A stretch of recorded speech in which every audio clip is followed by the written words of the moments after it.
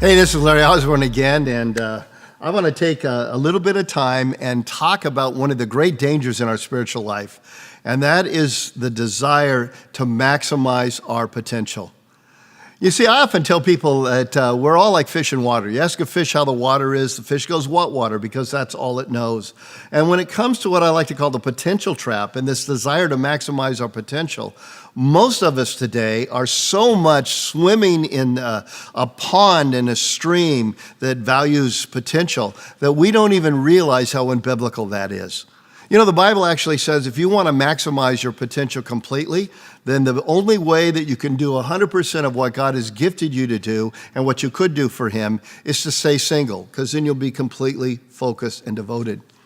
Yet the vast majority of Christians end up married. And the Apostle Paul, when he writes about that, says, you will have, therefore, a divided mind. And he says, you have not sinned. You just need to understand your potential is now replaced by your calling. Because the moment you get married, you have a calling to maximize your spouse. And then if God blesses you with children, those children become a calling. And so this idea that we somehow must maximize our potential and at the end of our life have done everything that we could is a trap, because everything that we could do is not everything that we should do. I personally often tell the story of when I was writing my third book, and I obviously have some gifts and an ability to write. It's something God gave me the skill set and the passion to do. But my oldest son was 7 when I was writing this third book, and he told my wife, I don't like it when Dad writes, he doesn't play with me. And that night, Nancy and I decided that that would be the last book I would write until all 3 of my kids were in college. That meant I took 13 to 15 years off, ignoring potential and not writing books that will therefore never be written.